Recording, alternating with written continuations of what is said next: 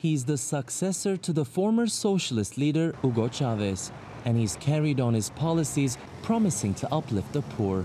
But Venezuela's economy is in deep trouble, and the poor and middle classes are suffering. Maduro blames what he calls an economic war, waged against him by private companies and the United States. His government has promised better times ahead. The fundamental proposition by President Maduro is to address the current economic problems, and there will have to be a fundamental change in its economic model by reducing its dependency on oil revenues and boost new sectors like agriculture, agro-industry, tourism, development of services and technology.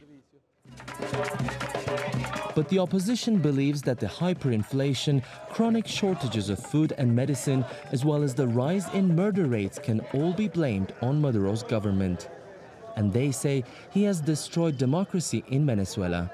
On 20th of May, there are no elections. We won't pay any attention and we will not participate. We have the responsibility to continue the fight together with the international community to apply pressure in order to change the National Electoral Committee so that we can finally have real elections. Political divisions in Venezuela have intensified so much over the last couple of decades that it's led to state institutions that don't even recognize each other as legal. On the one hand, you have an opposition-dominated parliament that precedes Maduro and challenges most of his decisions. And on this side, you have a new parliament that's been elected with the permission of a pro-Maduro Supreme Court back in 2017. And its powers are greater than the one held by the opposition. And democracy is suffering. But for some, a boycott would only mean conceding defeat. Henri Falcon is a former Chavez supporter, but is running against Maduro now. Here we have the response to the boycott.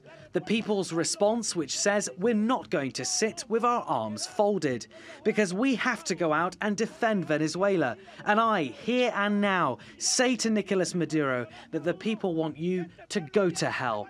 Maduro, because you've done a lot of damage to Venezuela. But with many major opposition figures not running, many still expect an easy win for Maduro.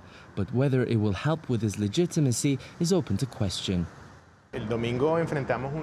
Sunday will be a distinct landmark in the history of Venezuela because it's a country with a strong democratic tradition. The last presidential election in 2013 saw over 70% turnout. However, the absence of a large part of the opposition will leave a significant dent in these elections. For Maduro, any victory will be a tough sell for the international community. The majority of Latin American countries, as well as Spain and the United States, have criticized the vote as illegitimate and warned Venezuela that it could take further action against its government. Ediz Tiyansan, TRT World, Caracas, Venezuela.